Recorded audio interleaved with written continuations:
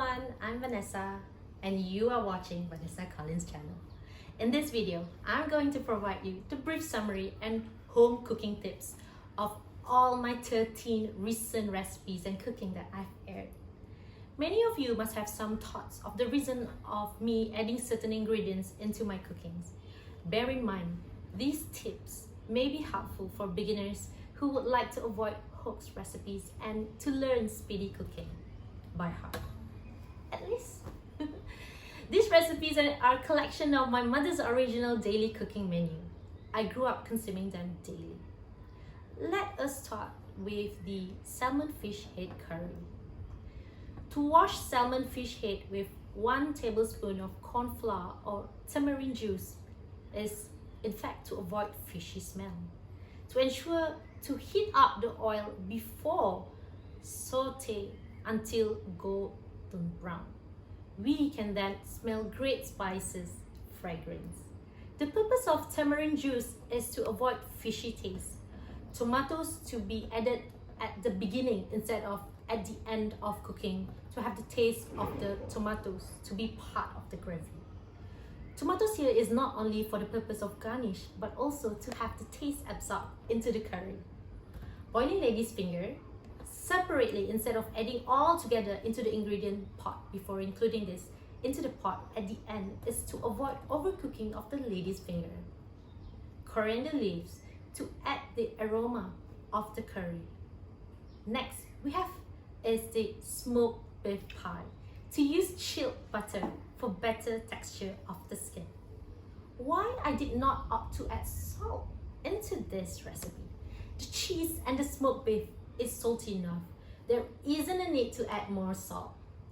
The baked ground beef potato patties with thin pastry skin or Pegadil Daging Pastry Nipis. Why did I use egg? Egg is to ensure ingredients attach and stick together. Vanilla essence is to avoid eggy and buttery taste to the simple pastry skin. Rest the dough for smooth and fluffy texture. We want the dough to stretch during the folding process. The typical Malaysian's local banquet-like taste of Ayam Masak Merah ala Kenduri. To fry the chicken but not let it fully cook in the inside to maintain tenderness of the chicken. Why didn't I state how much sugar or salt into my cooking? Different people will have different taste buds. I'm leaving it to you to adjust the taste according to your likings.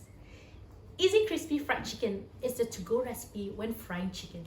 Soaking chicken into milk ensures juiciness of the chicken. Steak. I must say that this recipe is the most straightforward here. Just simply follow the step in my video and you will get the tasteful steak in your mouth. This is my dad's favorite recipe and that I grew up eating this. There are many other outdoor recipes that I have in mind to share from my dad, of course. The most important is to have our meat fresh. Sirloin steak is the best. However, if you want to have other options, marbly looking meat would also be alright. Mee Jawa Sarawak. To use orange sweet potato.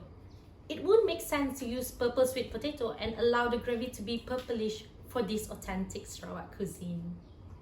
To make justice to this cooking, adding beef broth thicken the flavor of the gravy while the sweet potatoes thicken the texture of the gravy. White flesh sweet potato might be a little bit bitter compared to the orange. Why do I separate noodles and the gravy? Take note that yellow noodles absorb gravy. Hence, top noodle with gravy upon eating would be more sensible. Spaghetti enriched tomato. Avoiding adding water into your gravy. Take note that all other ingredients will release juices. We are not making soup here. Growing up, consuming and helping out making traditional kueh in my household taught me a lot about traditional kueh tasting. There are moments while growing up that I would accidentally ruin my household's kueh just because I've missed certain ingredients or method. The traditional kueh that I ate most probably the modernized version of it. I would also understand that there are many recipes out there being shared. However, To avoid hoax recipes and waste of ingredients, let me list my summary and tips on my videos that I've recently aired. Firstly, Pulut Panggang with spicy sambal filling. The spicy sambal fillings needs to be dry fried. This is to ensure long-lasting filling. Cake Batik. While it is not exactly traditional kueh in nature, in considering the solid ingredients of chocolates and Merah biscuits, the texture of the cake cannot be too hard. The process of combining biscuits and chocolates and other ingredients will determine the texture of the cake. To pour eggs consistently bit by bit into the pot could ensure that there are no eggy remains in the cake. Parchment paper. Many have skipped using this. I would recommend parchment paper to avoid the cake sticking on your mold, container, or even baking tray, and to avoid frustrations. Seri Muka original.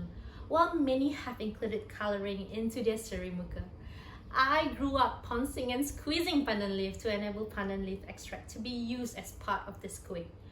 Now, I've opted to blend and sieve the pandan leaves and its remains for ease. I would recommend to sieve using muslin cloth. Add the flour for fluffy texture of my kueh. Gradually adding of coconut milk and flour instead of pouring it all together to ensure consistency of the batter. Cutting this kueh with dry knife and keeping it refrigerated would last the kueh longer, considering the usage of coconut milk in this kueh. Why did I cover my lid using cloth? It is to ensure that the excess water wouldn't drip into my kueh. Purple Ku Kueh. In my video, I have used the purple sweet potatoes to have the color on my kueh ku skin. Once again, I'm using natural color for my kueh and no any unnatural food coloring whatsoever. I'm using a modern silicone mold instead of the traditional ones. Oiling the mold with olive oil could avoid the kueh from sticking to the mold upon removal of such. Open lid at the second minute is the timing used to check on the kueh to avoid the kueh to be out of shape and flower design to be out of shape. I want my flower to appear on my kueh. Closing the lid thereafter, checking at second minute to ensure we get the result we want. Crispy sesame balls or Jian. Adding potato and sugar to stretch the sesame ball skin during frying. Take note that during the frying process, the skin would stretch and expand due to the heat, hence the ingredients. I would also like to stress that there are no such thing as a right recipe and a wrong recipe. What is important here is the end result, its taste and originality, which plays an important role in food making. I also have received many requests via private messages on my Instagram on proposed and suggested recipes. I would try to make time to attend to those recipes. My schedule are quite packed, but where possible, I would definitely attempt to air those suggested recipes. Do not give up if you fail the first attempt cooking in your kitchen, because practice makes perfect, and that Rome wasn't built in a day. All my 8 recipes are a must-try recipe. Also, I have many more recipes to share with viewers. No boundaries, cook and eat, be inspired, don't be afraid to cook. Last but not least, don't forget to like, subscribe, and share. Thank you so much for watching. Bye!